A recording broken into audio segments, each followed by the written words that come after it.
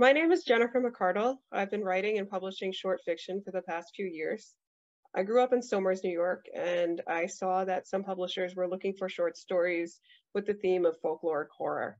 And I wanted to, at first, write something that was part of my history. And I considered writing a version of The Legend of Sleepy Hollow, being from Westchester. But then I also remembered learning about Old Bet the elephant and that Somers is the birthplace of the American circus.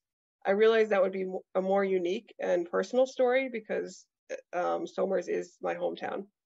At first, I thought I'd do a more fictional circus horror type story and make it more fantastical. But then I started reading about the real story of Old Bet, and I realized that the actual story was quite strange.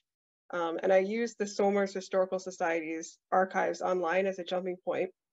And I also found articles written about Old Beth's death and purchase and the history of the exotic animal trade in Somers, as well as genealogical records, mainly about the Bailey family.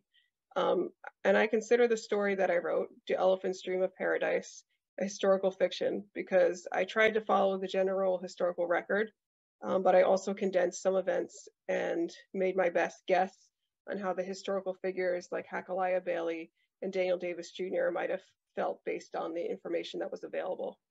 There were little details like the fact that Bailey may have named the elephant after one of his wives who had passed away, and that Daniel Davis Jr. thought that Old Bet was tempting people, and these details helped me build my cast of characters and their motivations. Because this was a horror story, it as fascinating as it was to learn about how these men built these huge circus and animal trade empires and became really successful. I wanted this story to focus on the dark side of what their ambitions and fears meant for the people that were like caught up in these events, the people and animals.